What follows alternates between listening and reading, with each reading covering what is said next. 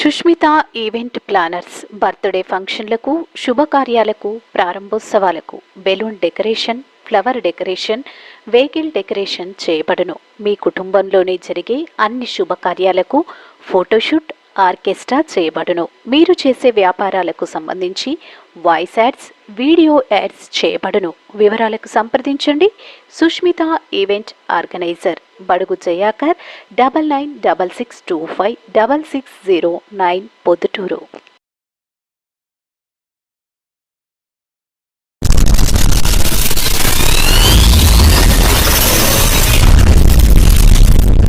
అందరికీ నమస్కారం. ఈరోజు జాతీయ చేనేత దినోత్సవం సందర్భంగా ప్రతి చేనేత కుటుంబ సభ్యులకు, అవ్వలకు, తాతలకు, అన్నలకు, అక్కలకు, తమ్ముళ్లకు, చెల్లెలకు, ఒక్కరేంటి ప్రతి ఒక్కరికి పేరు పేరున శుభాకాంక్షలు తెలియజేస్తా ఉన్నాను. ఈ సందర్భంగా చూసుకున్నట్లయితే మన భారతదేశంలో ఒక చేనేత వృత్తి వాళ్లకు ఎంతో చరిత్ర ఉంది. చేనేత కార్మికులు మన మానవాళికే కట్టుబొట్టు సాంప్రదాయం నేర్పినవారు. ఈ చేనేతలు ఎంతో అభిమానంతో, ఆత్మగౌరవంతో ఈ వృత్తిని కొనసాగిస్తూ ఉన్నారు. వీరి కష్టాలు చూసుకుంటే అనేక కష్టాలు. వీళ్ళ నరాలను వీళ్ళు దారాలుగా మార్చి వీరి రక్తాన్ని రంగుల అద్ది వీరి చెమట చుక్కతో చీర తయారు చేస్తారు. ఒక చీర తయారవ్వాలంటే కనీసం 10 నుంచి 12 రోజులు అవుతుంది. అందులో కుటుంబం అంతా దాని మీద పని చేయాల్సిన అవసరం ఉంటుంది. సో ఇవన్నీ ఎదుర్కొని వాళ్ళకు తీరా వాళ్ళ కష్టానికి తగ్గ ప్రతిఫలం దొరుకుతుందా అంటే ఉండదు. ఎంతో కష్టపడతారు, కానీ వీళ్ళకు తగిన వీళ్ళ హక్కులు కానీ వీళ్ళ కష్టానికి తగిన ఫలితం కానీ ఉండడం లేదు. మనం చూసుకున్నట్లయితే వీళ్ళు చేసే కష్టాలకు ఎటువంటి సహాయ సహకారాలు అందట్లేదు.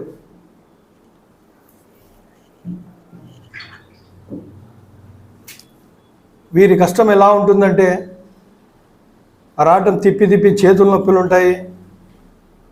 ఆ పోగులు చూసి కంటి చూపు మందగిస్తుంది. 40 సంవత్సరాలకు నడుములు లొంగిపోతాయి. 50 సంవత్సరాల ముసలి వాళ్ళ తయారవుతూ ఉన్నారు. తర్వాత ప్రభుత్వం ఇచ్చే 60 ఏళ్ల పెన్షన్ కోసం ఎదురు చూస్తూ ప్రపంచాన్ని వదిలిపోయిన వారు కూడా ఉన్నారు.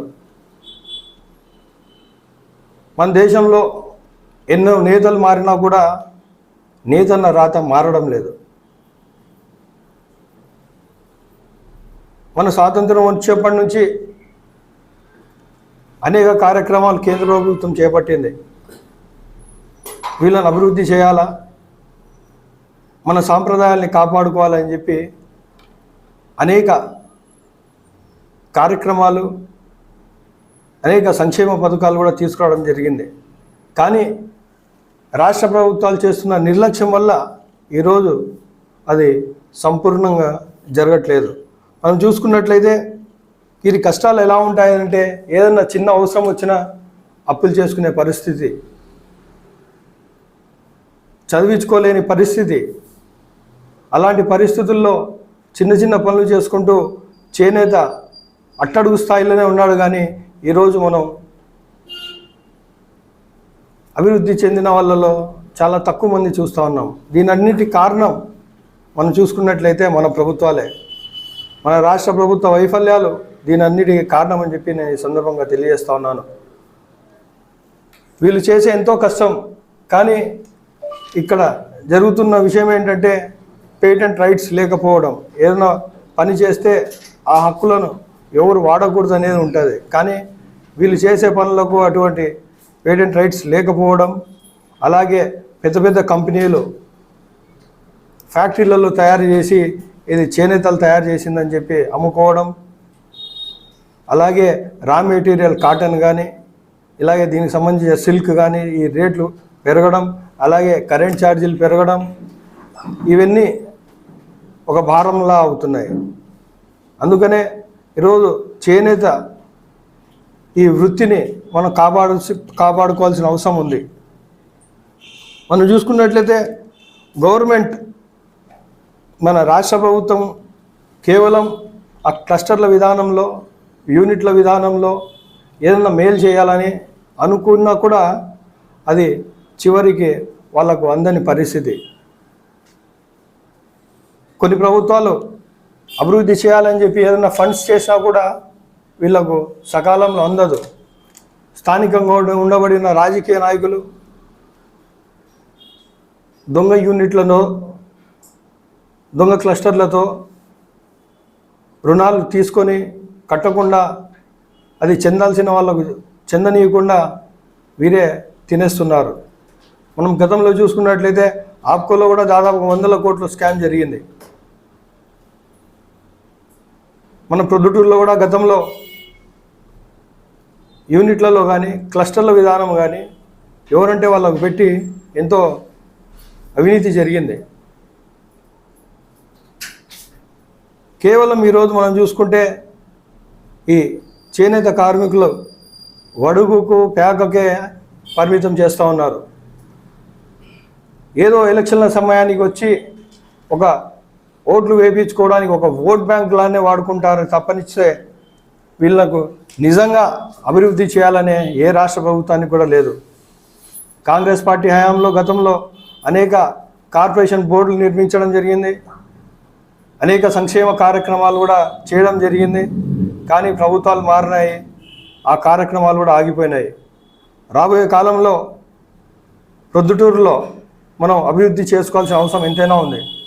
రాష్ట్రంలో ఎలా ఉందో మనకు అవసరం లేనప్పటికీ ప్రొద్దుటూరులో దాదాపుగా 1,00,000 మంది బీసీలు ఉన్నారు. అందులో వేలాది మంది ఇళ్లలో ఈరోజు ఈ చేనేత వృత్తి చేస్తూ ఉన్నారు. ఒక నాయకులు అన్నాక మన ప్రొద్దుటూరు నియోజకవర్గానికి, మన ప్రొద్దుటూరు ప్రజలకు మేలు చేయాలనుకున్నప్పుడు మనం ఇలాంటి ప్రత్యేక కార్యక్రమాలు ఎందుకు చేసుకోవాలని చెప్పి ఈ సందర్భంగా నేను ప్రశ్నిస్తూ ఉన్నాను.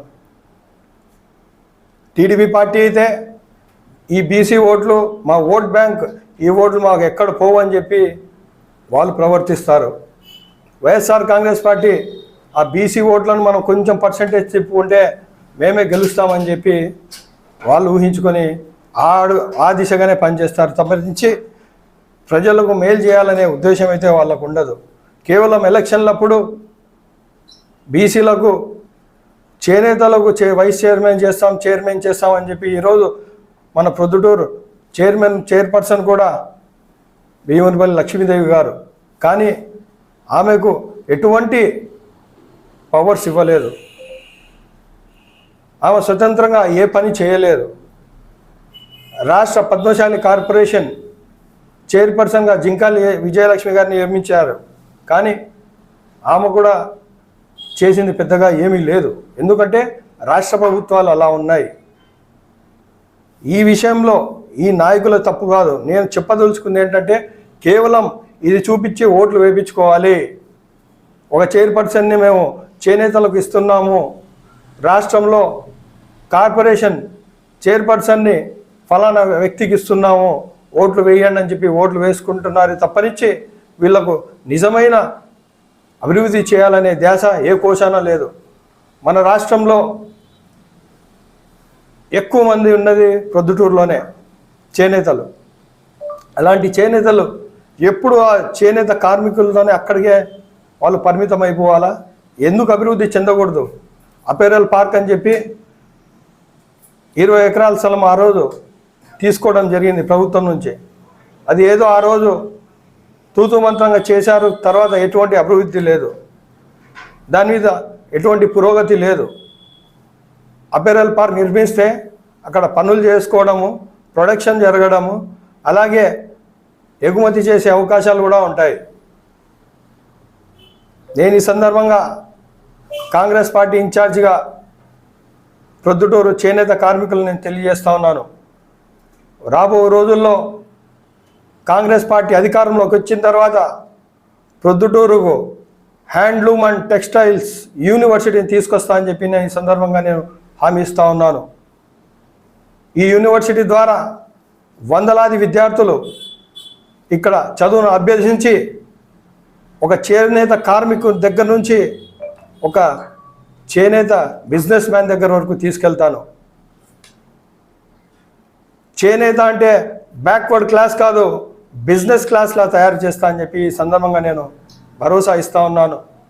రాబో రోజుల్లో కాంగ్రెస్ పార్టీ తరపు నుంచి ప్రతి చేనేత ఇంటికి సందర్శిస్తాం, వెళ్తాం, వారి సమస్యలను తెలియజేస్తాం, తెలుసుకుంటాం. రాబో రోజుల్లో కాంగ్రెస్ పార్టీ ఒక మంచి కార్యక్రమంతో ప్రతి చేనేత కుటుంబానికి మేము వెళ్ళి వాళ్ళ సమస్యలు ఏంటో తెలుసుకొని ప్రభుత్వ దృష్టికి తీసుకెళ్తామని చెప్పి ఈ సందర్భంగా తెలియజేస్తా ఉన్నాను. ఈ కార్యక్రమం 6 నెలలైనా సరే నిరంతరం చేనేత కార్మికుల వాళ్ళ ఇళ్ళ దగ్గరికి వెళ్ళి, వాళ్ళ షాపుల దగ్గరికి వెళ్ళి వాళ్ళ సమస్యలు ఏమున్నాయో తెలుసుకొని ఆ సమస్యలు పరిష్కరించే దిశగా అనేక కార్యక్రమాలు చేపడతామని చెప్పి, అలాగే ఆగిపోయిన అపెరల్ పార్క్ కూడా దాన్ని పునఃప్రారంభించి వేలాది యువతకు ఉపాధి అవకాశాలు కలిగిస్తూ, ఇందాక చెప్పినట్టు చేనేత అంటే బ్యాక్వర్డ్ క్లాస్ కాదు, బిజినెస్ క్లాస్ అనే పరిస్థితికి తీసుకొస్తామని చెప్పి సందర్భంగా తెలియజేస్తా ఉన్నాను. ఇదేం పెద్ద కష్టమేం కాదు. మీరు అనుకోవచ్చు ఒక యూనివర్సిటీ తీసుకురావడం పెద్ద కష్టమేం కాదు. మన ప్రొద్దుటూరులో ఎక్కువ మంది చేనేతలు ఉన్నారు. అలాంటి సమయంలో మనం ఇక్కడ ఇండస్ట్రీని ఎందుకు స్థాపించకూడదు? ఎంత పని ఇది. ఒక ఎమ్మెల్యే అన్నాక, ఒక ఎంపీ అన్న తర్వాత ముఖ్యమంత్రి దగ్గర, ముఖ్యమంత్రి కార్యాలయంలో మనం వెళ్ళి అక్కడ కూర్చొని నా ప్రొద్దుటూరు ఇది కావాల్సిందే, నా ప్రజలకు ఇది కావాల్సిందే, నా ప్రొద్దుటూరు అభివృద్ధి చెందాలంటే నాకు యూనివర్సిటీ కావాలా, ఈ అపెరల్ పార్క్ కావాలని చెప్పడం ఎంత కష్టమో మీకు ప్రత్యేకంగా చెప్పాల్సిన అవసరం లేదు. ఇది కష్టమేమీ కాదు. ఏమంటే నాయకుల నిబద్ధత ఉండాలా, ప్రజలకు మేలు చేయాలనే ఉద్దేశం ఉండాలా, అప్పుడే మనం చేసుకోగలుగుతాం.